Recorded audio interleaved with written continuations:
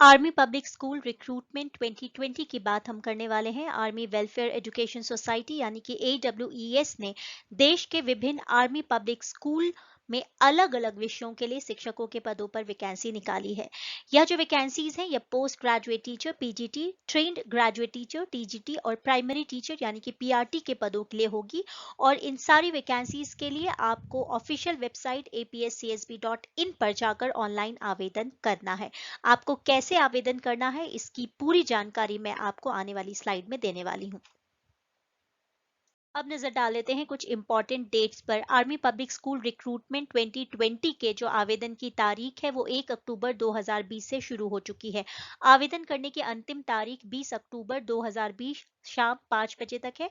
Online admit card की उपलब्धता 4 नवंबर 2020 तक हो जाएगी और ऑनलाइन परीक्षा की जो डेट है वो 21 और 22 नवंबर निर्धारित की गई है। इसका रिजल्ट आपको 2 दिसंबर 2020 संभावित है, तब तक आपको आपका रिजल्ट मिल जाएगा। अब बात कर लेते हैं कि क्या एजुकेशनल क्वालिफिकेशन या फिर क्या एलिजिबिलिटी क्राइटेरिया है इन टीचर्स के पदों के लिए अप्लाई करने के लिए। तो पोस्ट ग्रेजुएट टीचर यानी कि PGT 50% अंकों के साथ बैचलर ऑफ एजुकेशन की डिग्री होना आपके पास आवश्यक है। ट्रेन्ड ग्रेजुएट टीचर यानी कि TGT के लिए आपको 50% अंकों के साथ बैचलर ऑफ एजुकेशन BEd की डिग्री होना अनिवार्य है। Primary teacher PRT bachelor of education BEd की डिग्री के साथ आपके पास 2 साल का डिप्लोमा इन एलिमेंट्री एजुकेशन होना जरूरी है। आर्मी पब्लिक स्कूल रिक्रूटमेंट 2020 की अगर उम्र सीमा की बात करें तो इन पदों पर आवेदन करने वाले उम्मीदवारों की आयु सीमा 40 साल से कम होनी चाहिए और अनुभवी उम्मीदवारों की आयु 57 साल से कम होनी चाहिए। किसी भी पद पर अप्लाई करने के लिए आपको 500 रुपए का एप्लीकेशन फी भुगतान करना पड़ेगा और फीस का भुगतान आप क्रेडिट, डेबिट और नेट बैंकिंग के माध्यम से कर सकते हैं। अब बात कर लेते हैं सिलेक्शन प्रोसेस की। तो आर्मी स्कूल TGT, PGT और PRT के पदों पर आवेदन के लिए 21 और 22 नवंबर 2020 को एक ऑनलाइन स्क्रीनिंग टेस्ट आयोजित की जाएगी। स्क्रीनिंग टेस्ट को पास करने के बाद ही उम्मीदवारों को interview, evaluation of teaching skill और कंप्यूटर प्रोफिशिएंसी के लिए बुलाया जाएगा। ऑनलाइन स्क्रीनिंग टेस्ट में उपस्थित होने के लिए CTET या फिर TT का होना अनिवार्य नहीं है।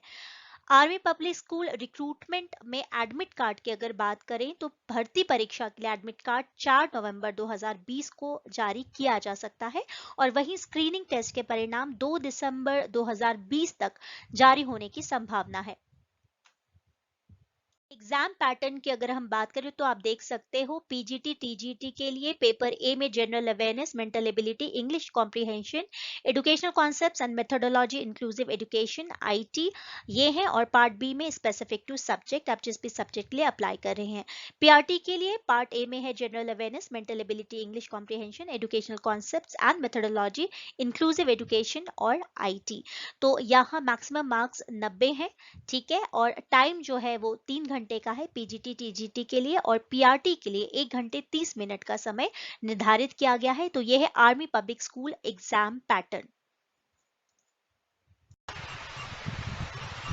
तो हम आ गए ऑफिशियल वेबसाइट ऑफ awsindia.com पे। जैसे आप इस पेज पर आएंगे, यहाँ आपको दिखेगा registration for admission in APS 2019-20।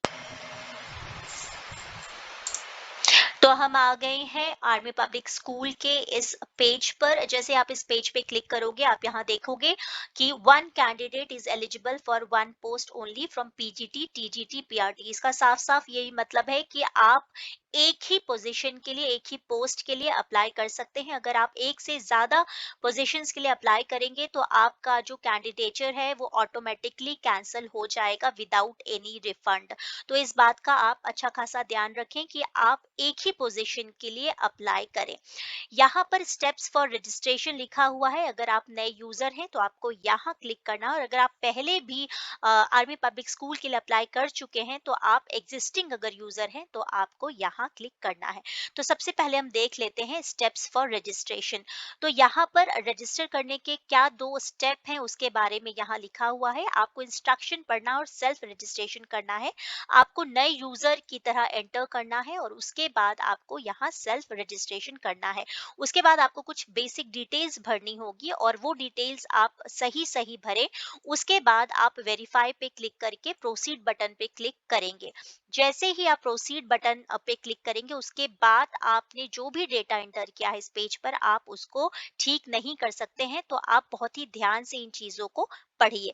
जैसे ही आप अपने डिटेल्स पढ़ेंगे, उसके बाद अगर आप एग्ज़ाम के लिए एलिजिबल हैं, तो आपको 6 डिजिट का एक पासवर्ड जनरेट होगा और वो आपको ईमेल और एसएमएस के थ्रू आपको मिल जाएगा।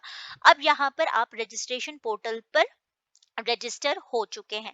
जैसे ही आप फॉर्म को फिल करते हैं, उसके बाद कंप्लीट डेटा आप जब भर लेते हैं, उसके बाद आप व्यू और मॉडिफाई बटन पर क्लिक करके देख सकते हैं, और अगर आपकी कोई डेटा आपको लगता है आपको मॉडिफाई करना है, तो उसको आप मॉडिफाई कर सकते हैं।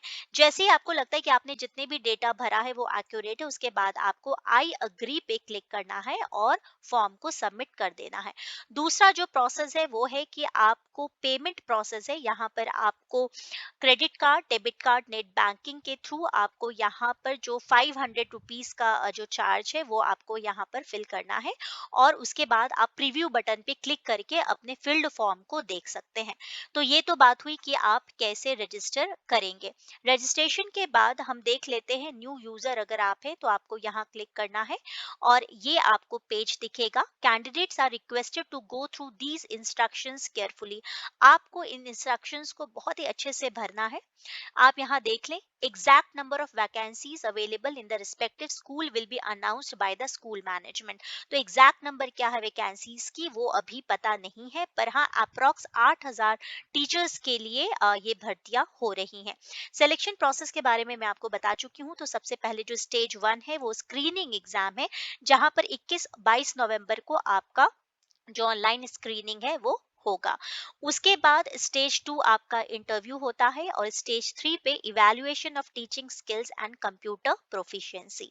तो जब आप स्टेज 1 को पार कर जाते हैं, तभी आपका स्टेज और स्टेज 3 आपका ये कंडक्ट होगा।